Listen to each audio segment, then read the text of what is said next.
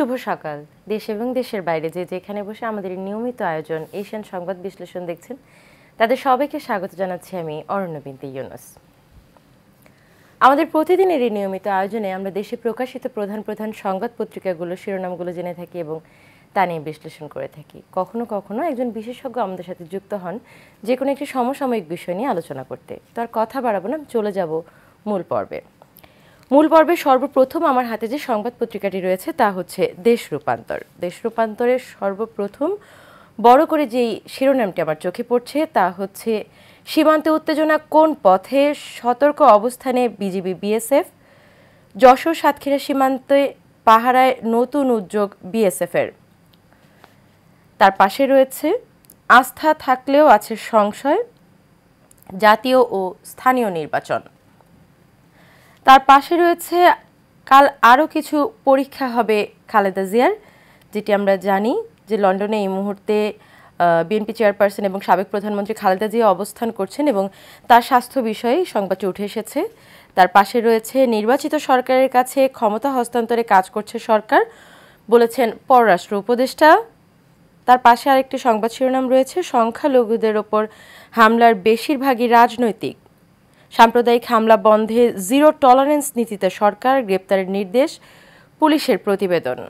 এবং পাশে রয়েছে পাচারের অর্থ ফেরাতে প্রবাসীদের সহযোগিতা চান গভর্নর। এবং আমরা কিন্তু বড় করে একটি ছবিও দেখতে পাচ্ছি, উপরের দিকেই রয়েছে দেশ রূপান্তরে, সেটি হচ্ছে জীবন জীবিকার তাগিদে ঝুঁকি থাকার পরও ব্যাটারি চালিত রিকশা নিয়ে রাস্তায় নেমেছে শিশু নাহিদ। ছবিটি গতকাল রাজধানীর নয়াবাজার এলাকা থেকে তোলা।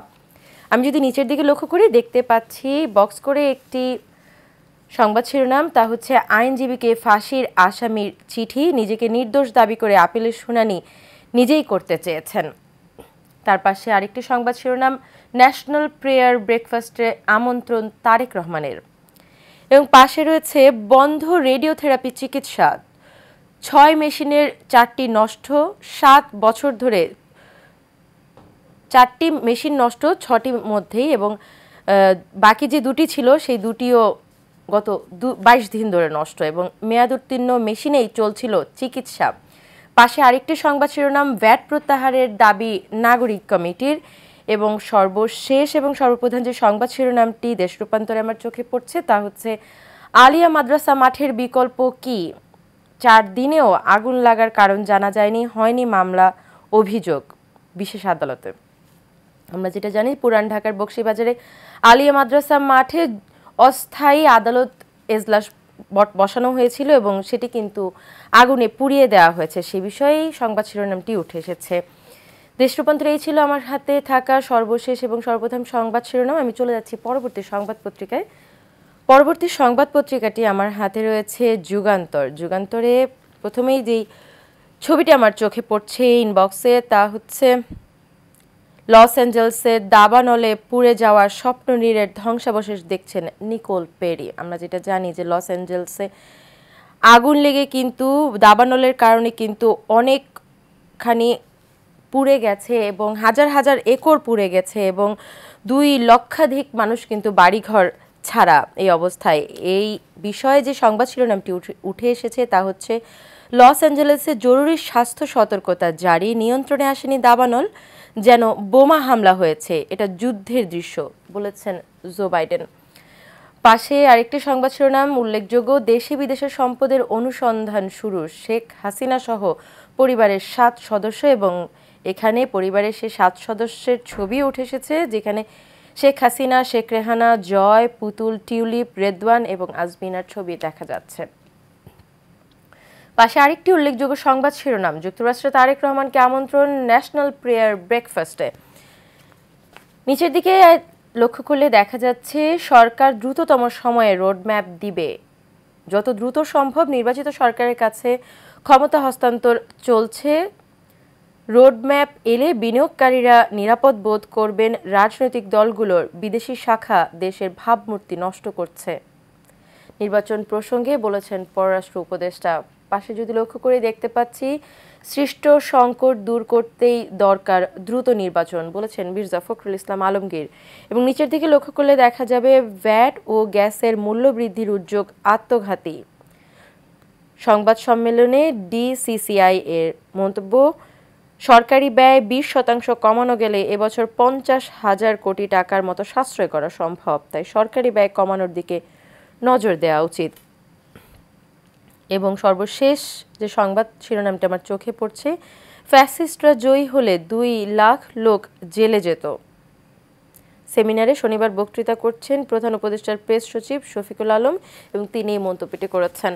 এর সাথে যুগান্তরে, আমার হাতে থাকা যুগান্তরের প্রধান এবং সর্বশেষ সংবাদ শিরোনাম এটিই ছিল। আমি চলে যাচ্ছি পরবর্তী সংবাদ পত্রিকায়।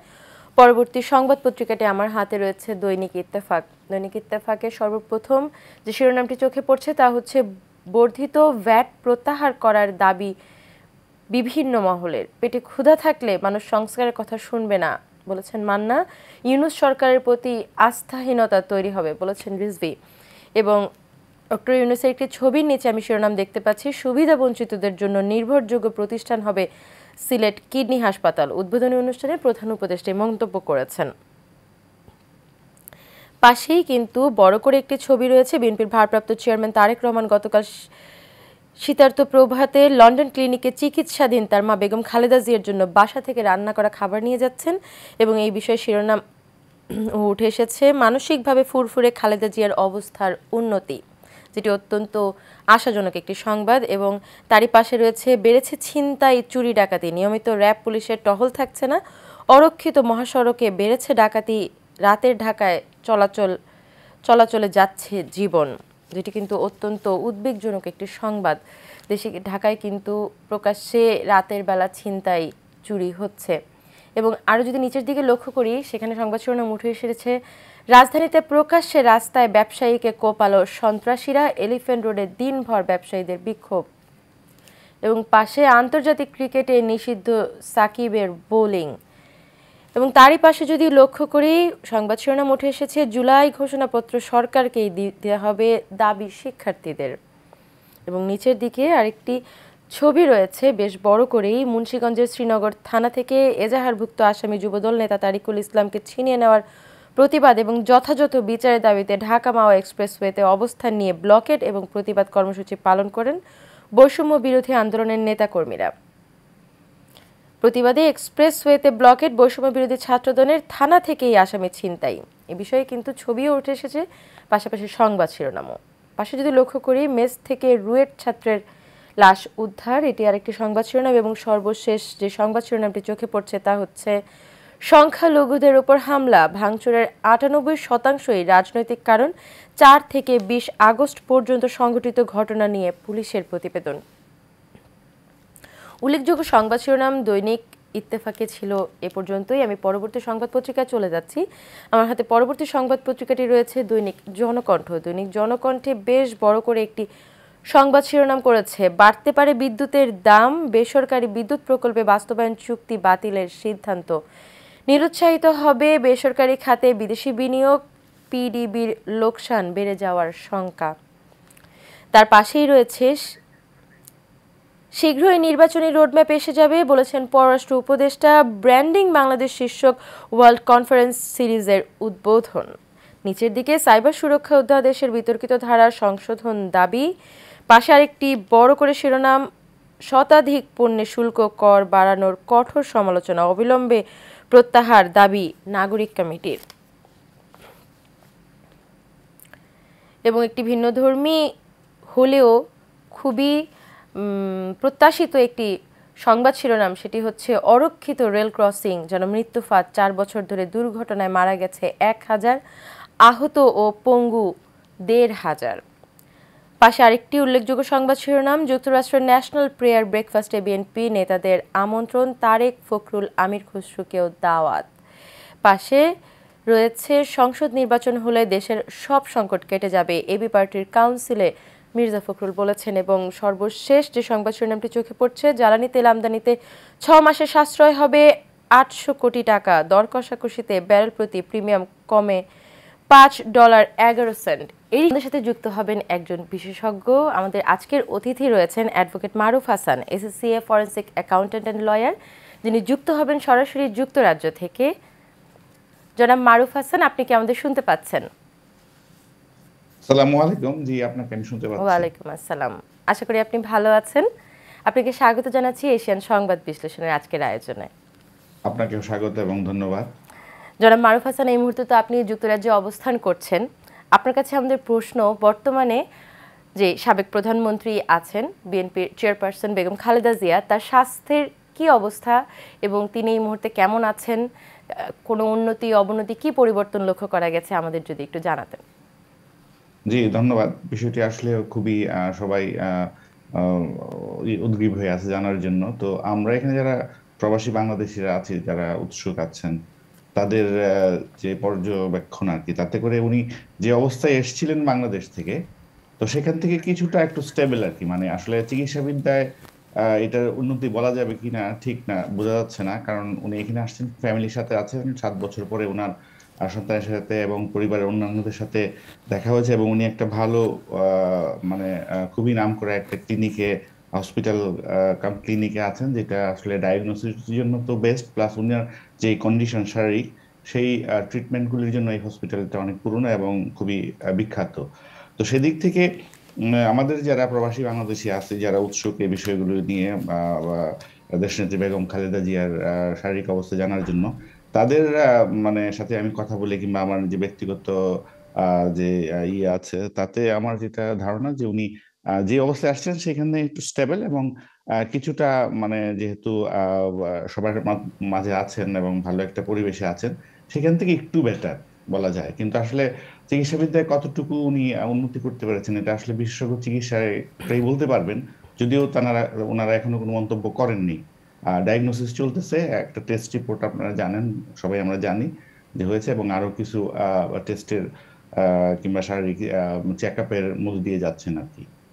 জি, তো আমরা জানতে চাচ্ছিলাম যে বাংলাদেশ থেকে ওনার সাথে যে সকল ডক্টররা গিয়েছেন এবং সেখানের যেই প্রধান ডক্টর আছেন, সমস্ত টেস্ট রিপোর্ট পাওয়ার পরে কবে নাগাদ ওনারা একটা মন্তব্যে পৌঁছাতে পারেন, সে বিষয়ে কি আপনার কোনো ধারণা আছে? না, আমার ধারণা নাই। আমাদের এখানে কয়েকজন প্রবাসী বাংলাদেশি চিকিৎসক এই দেশে যারা প্র্যাকটিস করেন তারা আছেন। ওনারাও তাদের যে অ্যানালাইসিস, তাতে করে এই হসপিটালটা খুবই সংরক্ষণ, মানে তথ্য প্রদানের ব্যাপারে। কারণ আপনি তো জানেন এটা এখানে সবাই যাদের ব্যক্তিগত বিভিন্ন ধরনের তথ্যাদি প্রকাশে সবাই খুব সচেতন থাকে। তো হসপিটালের দিক থেকে এখনো কোনো সিদ্ধান্ত আসে নাই। তবে আশা করতেছি আমরা এই সপ্তাহ নাগাদ আমরা একটা ভালো ক্লিয়ার পিকচার পাবো আর কি, আসলে ওনার ট্রিটমেন্টটা কোন দিকে যাবে আশা করতেছি। অবশ্যই অবশ্যই, আমরাও আশা করছি একটি সুস্পষ্ট আমরা চিত্র পাবো এবং আশা করছি খুব তাড়াতাড়ি উনি চিকিৎসার মাধ্যমে সুস্থ হয়ে উঠবেন, এই প্রত্যাশার সাথে। জনাব মারুফ হাসান, আপনাকে অসংখ্য ধন্যবাদ আমাদের সাথে যুক্ত হওয়ার জন্য। পরবর্তী কোনো অনুষ্ঠানে হয়তো আবারও আমরা যুক্ত হব। আপনি ভালো থাকবেন সে পর্যন্ত।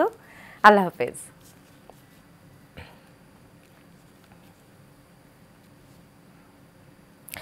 দর্শক, আমি চলে যাব এরই সাথে পরবর্তী পত্রিকাটি আমার হাতে রয়েছে সময়ের আলো। সময়ের আলোতে কিন্তু বড় করে লাল কালিতে একটি সংবাদ শিরোনাম উঠে এসেছে, উত্তেজনা জিইয়ে রাখতে সীমান্তে ভারতের বেড়া, ক্ষুব্ধ সীমান্তবাসী। গত বৃহস্পতিবারও সীমান্তে হত্যাকাণ্ড ঘটিয়েছে ভারত।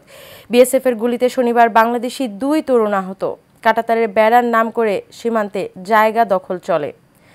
সীমান্তে হত্যার উদ্দেশ্যেই বিএসএফ গুলি করে। এর পাশে রয়েছে ট্রাম্পের আমন্ত্রণ পেলেন তারেক রহমান, যেটি প্রত্যেকটি পত্রিকাতেই উঠে এসেছে যে ন্যাশনাল প্রেয়ার অফ ব্রেকফাস্ট যেটি যুক্তরাষ্ট্রে অনুষ্ঠিত হয়, সেখানে জনাব তারেক রহমান সহ বিএনপির আরও কয়েকজন উল্লেখযোগ্য নেতা কর্মী কিন্তু দাওয়াত পেয়েছেন এবং সেখানে হয়তো খুব শীঘ্রই ওনারা যোগদান করবেন। তার পাশে কিন্তু উল্লেখযোগ্য আরেকটি সংবাদ শিরোনাম, সংখ্যালঘুদের ওপর হামলার বেশিরভাগই রাজনৈতিক। এই সংবাদটিও কিন্তু আমরা পূর্ববর্তী একটি পত্রিকায় দেখতে পেয়েছি। হামলায় ক্ষতিগ্রস্তদের ক্ষতিপূরণ দেওয়ার প্রতিশ্রুতি দিয়েছে সরকার। 1769টি অভিযোগ, 1234টি ঘটনার রাজনৈতিক উদ্দেশ্য প্রণোদিত, 20টি ঘটনা সাম্প্রদায়িক, কমপক্ষে 161টি অভিযোগ মিথ্যা বলে প্রমাণিত। 4 আগস্ট থেকে এ পর্যন্ত সাম্প্রদায়িক হামলার অভিযোগে মোট 115টি হামলা, অন্তত 100 জনকে গ্রেপ্তার। নিচের দিকে যদি লক্ষ্য করে দেখতে পাবো, শুল্ক কর বাড়ানোর অধ্যাদেশ প্রত্যাহার চায় নাগরিক কমিটি। অর্থনীতির পুনরুদ্ধারে বিকল্প প্রস্তাব। নির্বাচনের জন্য অস্থির হয়ে যায়নি মন্তব্য করেছেন মির্জা ফখরুল। পাশে রয়েছে ঢামেকে 6 জন 9 শহীদের মরদেহ,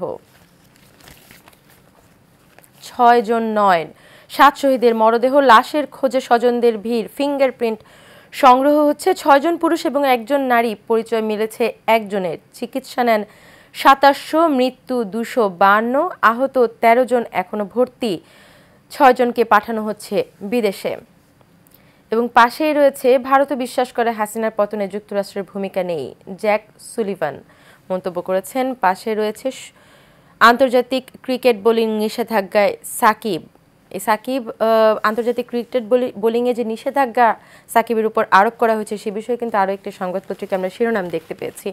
এবং এরই সাথে সর্বশেষ যে সংবাদ শিরোনামটি আমি দেখতে পাচ্ছি তা হচ্ছে নগরে বাড়ছে কিশোর গ্যাং, পেছন থেকে নেতৃত্ব দিচ্ছে স্থানীয় কিছু প্রভাবশালী স্বার্থান্বেষী ব্যক্তি, কিছু জায়গায় তাদের ইন্ধন যোগাচ্ছে রাজনৈতিক নেতাসহ শীর্ষ সন্ত্রাসীরা। সমাজের একটি মহল নিজের স্বার্থে কিশোরদের দিয়ে বিভিন্ন গ্যাং তৈরি করে তাদের অপকর্মে ব্যবহার করছে। আমরা কিশোর গ্যাং গ্রুপের পৃষ্ঠপোষকদের শনাক্তও করেছি। এবং সর্বশেষ একটি ছবি দেখতে পাচ্ছি, তা হচ্ছে থানা থেকে গ্রেফতার হওয়া এক যুবদল নেতাকে ছিনিয়ে নেওয়ার প্রতিবাদে শনিবার ঢাকা মাওয়া এক্সপ্রেসওয়ে ধলেশ্বরী টোল প্লাজায় ব্লকেট কর্মসূচি পালন করে বৈষম্য বিরোধী ছাত্র আন্দোলন।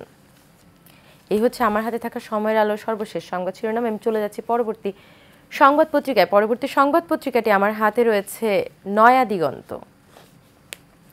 দর্শক, নয়া দিগন্তে বড় করে লাল কালিতে একটি সংবাদ শিরোনাম এসেছে, তা হচ্ছে ভারতের সব চুক্তির প্রকাশ দাবি। জাতীয় প্রেস ক্লাবে সর্বজন কথার সেমিনারে আলোচকরা এই মন্তব্য করেছেন এবং হাসিনা সরকার উৎখাতে যুক্তরাষ্ট্রের সম্পৃক্ততার অভিযোগ হাস্যকর বলেছেন জ্যাক সুলিভান। তার পাশে রয়েছে খালেদা জিয়ার প্রাথমিক চিকিৎসা চলছে, একই টেস্ট একাধিকবার হচ্ছে। এবং তার পাশে রয়েছে বাংলাদেশের জন্য তহবিল দ্বিগুণ বাড়াবে ইউরোপীয় বিনিয়োগ ব্যাংক। নিচের দিকে যদি লক্ষ্য করি দেখতে পাবো দেশের স্বার্থে মৌলিক বিষয়ে ঐক্যবদ্ধ থাকতে হবে, একান্ত সাক্ষাৎকারে ডক্টর শফিকুল ইসলামের মন্তব্য। এবং পাশে রয়েছে রোদ উঠেছে, তাপমাত্রা বাড়ছে, 5 থেকে 6 দিন পর আবার কমবে। দেশে যে চলমান শৈত্যপ্রবাহ তা নিয়ে কিন্তু এই সংবাদ শিরোনামটি ভিন্নধর্মী একটি সংবাদ শিরোনাম নয়া দিগন্ত করেছে। এবং দেশে কিন্তু তাপমাত্রা সীমান্ত এলাকাগুলোতে কিন্তু 10-এর নিচেও নেমে গেছে এবং সে বিষয়েও কিন্তু সংবাদ শিরোনাম উঠে এসেছে। পাশে রয়েছে লোকসানে হতাশ কৃষক, সবজির চাষ কমার আশঙ্কা, দাম কম পাওয়ায় জমিতে নষ্ট হচ্ছে ফুলকপি। তার পাশে রয়েছে টাকা পাচারকারীরা বিদেশে প্রোপাগান্ডা ছড়াচ্ছে, প্রেস সচিবের মন্তব্য। এবং নিচের দিকে যদি লক্ষ্য করি দেখতে পাবো শান্ত দহগ্রাম সীমান্তে কাঁটাতারের বেড়া নির্মাণ বন্ধ। পাশে রয়েছে গজারিয়ায় ট্রলার এবং স্পিডবোট সংঘর্ষে নিহত 4। এর পাশে একটা সংবাদ শিরোনাম, নতুন কর্মসূচি দিবে 12 দলীয় জোট, বিএনপির লিয়াজো কমিটির সাথে বৈঠক। এবং আরেকটি সংবাদ শিরোনাম, একদিনে 3 দেশে ইসরায়েলের হামলা, প্রবাসীরা ভোট দিতে পারবে বলছে সিইসি। এবং সর্বশেষ যানজটে দর্শনার্থীদের ভোগান্তি, বিক্রিতে খুশি ব্যবসায়ীরা। এরই সাথে আমার হাতে থাকা সংবাদ পত্রিকাগুলো সংবাদ শিরোনাম শেষ করছি। দর্শক, এই ছিল আমাদের আজকের আয়োজন। আগামীকাল একই অনুষ্ঠানে একই সময়ে আবারও দেখা হবে। সে পর্যন্ত ভালো থাকুন, সুস্থ থাকুন। আল্লাহ হাফেজ।